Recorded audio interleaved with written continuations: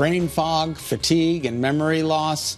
These are all symptoms associated with what's known as long COVID. Yeah, it can be a real struggle for people, but some new research has revealed that reduced levels of serotonin, the happy hormone, could explain these lingering symptoms. Joining us to talk more about this is Dr. Ulysses Wu. He is the Chief Epidemiologist and System Director of Infectious Diseases for Hartford Healthcare. Of course, you were a regular face in the height of the pandemic. Thank you for being with us now. Happy to be here. Thank you for having me again. All right, so we're talking about low serotonin levels. They're to blame for long COVID? Yeah, I think it's definitely interesting research, and research like this actually boosts my serotonin levels for sure. I've always believed that the gut is kind of the entryway to your body and your being, and what they're talking about is that maybe some chronic inflammation in the gut may lead to actual decreased serotonin levels in the bloodstream at this point. I think it is certainly novel. I think it certainly could explain a lot of things. Now, we do know that long COVID affects many different organ parts. But this could be a plausible hypothesis for much of the long COVID symptoms. So they found that, when they studied people, that those who had the post-COVID symptoms and those who didn't, they had lower levels of serotonin. And one suggestion was then you might be able to help them with drugs that help serotonin, like an SSRI. Is that what you think will happen? I don't know if it's going to be that simple, but certainly that's going to be explored at this point.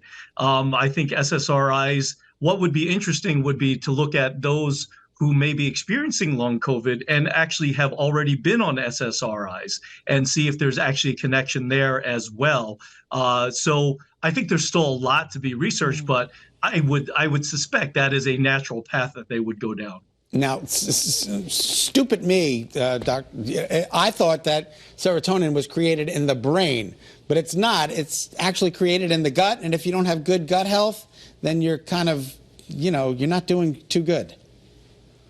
Well, I think that remains to be seen, but it is certainly a good start. Like I said in the beginning, I think gut health does lead to a lot of different, having good gut health could lead to a lot of good healthiness, and bad gut health could lead to certain diseases. So in terms of serotonin in the brain, I mean, the brain also uses a lot of glucose, but obviously not clearly the biggest originator of glucose. So I think the brain uses a lot of neurochemicals and a lot of other things that originate in other parts of the body. And serotonin is just one of those other things where you'll have transmitters not just in the brain, but throughout your body. Yeah.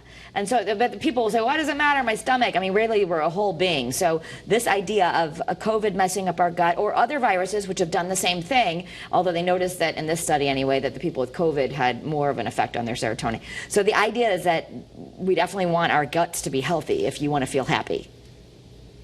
We definitely do want our guts to be healthy, and I know after eating some wings, I certainly feel healthy, and that makes my gut happy, but it's actually the antithesis. They've actually looked at diets of industrialized countries, Western Hemisphere versus other countries, and our guts are, unfortunately, the microbiome is not as diverse.